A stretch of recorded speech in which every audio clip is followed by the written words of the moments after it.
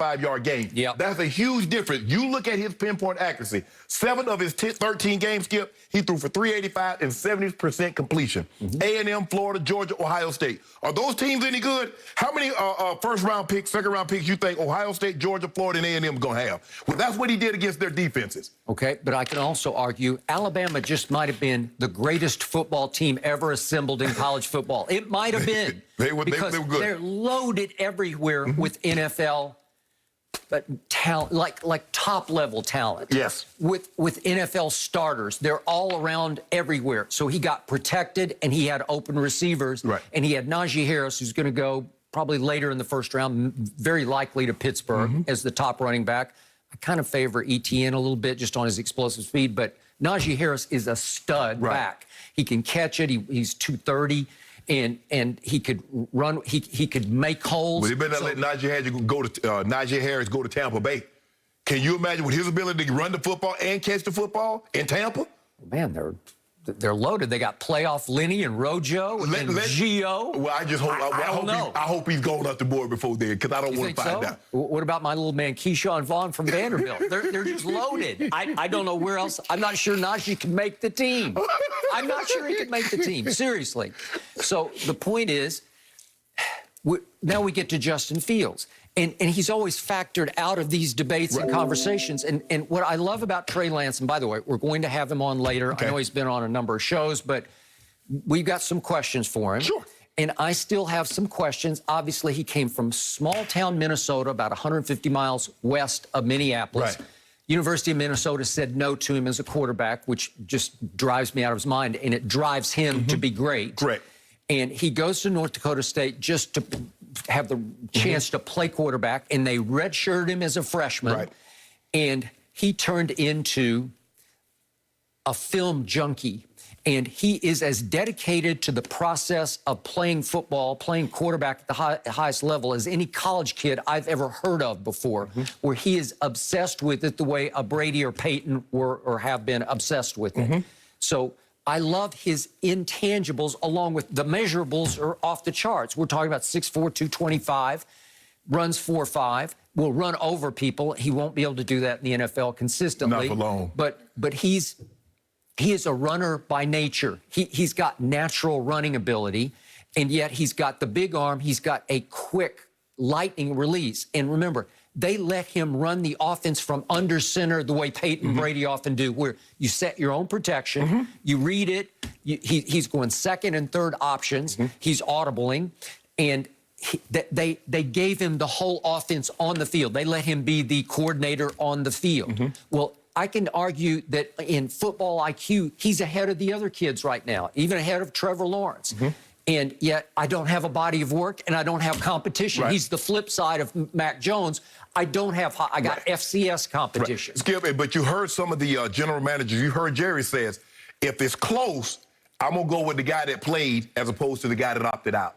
And you're starting to hear a groundswell of that. So how close is it between Mac Jones, Trey Lance, and Justin Fields? And do other general managers that are in that spot that's going to be selected, do they feel like Pittsburgh GM? Do they feel like Jerry Jones? Because Jerry says a guy that opted out, he missed 700 snaps.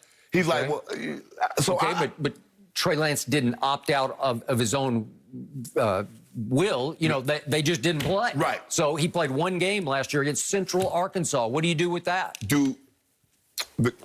Skip, you know, you keep saying he threw, 28 touchdowns with 0 interceptions. 0 interceptions. But Mac Jones was 41-4. That ain't bad, Skip. 41 touchdowns with 4 picks, and playing against the level of competition that he's playing against night in and night out. And I understand, Skip, you have to have, there's no denying. At some point in time in his career, he threw to 4 first-round receivers. Yep. He did do that. He had 3. He's going to have 3 or 4 first-round offensive linemen going to, last 2 drafts. But okay, remember, what's Mel Kiper say about Trey Lance? As fascinating and difficult an evaluation as I've ever encountered in all my years doing this. Well, I agree. Yes. So I get right to the finish line on Trey Lance, but if you throw back at me, what's his body of work? I got 16 games in 2019. I got 16, and they're great games. Against who? Against, I don't know. But he won the national championship without throwing a single interception. He talks about how his priority on the football field is do not turn the football over. How many young quarterbacks have that in their head as their priority? Right. None. Skip, it's just that when I look at it, you can make the same argument for Joe Burrow. Joe Burrow didn't have a whole lot of game. I mean, you look at it the year before, Skip, he was bad. Yep. Joe Burrow was bad. Okay, but what did your eye test tell you when you watched him on TV versus Mac Jones? He just looked better than me. He's a little bigger. He plays stronger in the pocket. He's more athletic. He's got a little bigger arm than this kid did. Remember, this kid, a lot of times, not a lot, but a few times, he would just underthrow balls to Devontae, and it just didn't matter because Devontae was so open deep. You know what I love most about Mac Jones? Even though he knew Jalen Hurts, even though he knew Tua was coming to Alabama, he says, I'm going to compete. Okay. Well, I'm going to compete. All right. Skip, how many times do you see guys that normally, you look at the Alabama guys, the running backs, you know there's 3 other 5-star recruits going there. You look at the receivers, you already know they got 3 5-star recruits and 2 more coming in. You go there and compete. He says, you know what? He could have left. He could have easily left, Skip. Okay. He said, no, I'm going to wait my time. Okay, so are you going to dock Justin Fields for not being able to beat out Jake Fromm? No. Because he tried and failed for whatever reason. It wasn't his call. It was the coaching staff. Right. It was Kirby Smart and company calling I want to hear what Kirby Smart has to say about Justin Fields. We keep asking Ryan Day, but Kirby Smart did coach this young man for a year. He did have him in this system for a year, and nobody has said what Kirby Smart. I know what Ryan Day has said. Ryan Day said he's been a pleasure to coach. You can throw all you want to throw at him, and he'll be able to handle it. He's tough as nails. What is Kirby? Does anybody ask Kirby Smart? Can we get Kirby Smart on record? What does he think about Justin Fields? Skip, they were the top 2 guys in the country for the longest of times, and they're about 35, 40 miles apart from each other. One's born in Kennesaw, Harrison, went to Harrison County. The other went to Cartersville. So, and now all of a sudden it seems like the gap is the length of the Nile River between Trevor Lawrence and Justin Fields to hear people talk about it. I'm like, well, damn, how did he get so exponentially better in 3 years? And yet I love Justin Fields' mental and physical toughness. And to me, he can get hotter than any of these 5 quarterbacks, but he can also throw in stinkers that knock you back in your seat and give you cause to pause. Because you say, wait a second, after I watched him against Northwestern, I was just about to be out on him because he stunk the whole game against Northwestern in the Big Ten championship. And remember, Skip, they got racked by COVID also. Ohio State got racked by COVID. And I don't think it happened to Fields, but a lot of his teammates, some of the offensive linemen, some of the other position players got hit by that. So we don't know how much that factored in to maybe him struggling against some of these teams that he struggled against. Okay, but obviously he bounced right back from the Big Ten championship game.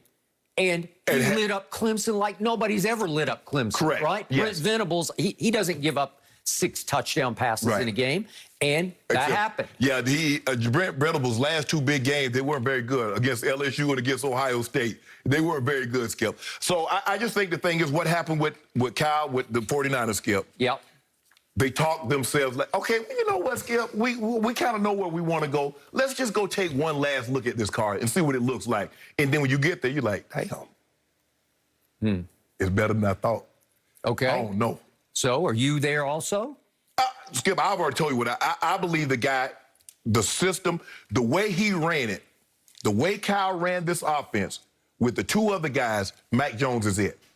The question is how expansive does he want to get? If you hear him, he says when he evaluates a quarterback, and they would ask him about RG3 and they would ask him about a lot of other things, he was explaining it to you. Explaining it to a lot of people. He said, if you do this, I'll do that. If you do that, I'll do this. The question is, do I have a guy that can decipher, process information at the speed of light and get the ball out of his hand, and can he be accurate? If he can do those things, I can put him in the right position. He can, all that other stuff is be second nature to it. So I'm on record. If I'm the Jets, I'm taking Justin Fields because I think he's readier to play than Trey Lance is. I don't get Zach Wilson either. I'm not saying he's going to be a bust, but he's got a little Johnny Manziel going on, not off the field, on the field, where it's a lot of sis boom ba, it's a lot of whipped cream, it's against lower level competition. And it's sensational. It's got some YouTube sensation going to it, but I don't know if he can stand and throw the way ultimately that Trey Lance will be able to stand. Remember in '99 at the British Open, Jean-Claude Vandervelde, he was about to win. He got a 3-shot lead. They get ready to put his name on the, and he hit it in the drink. Okay. And he never. So you said the Jets, they've already started. I just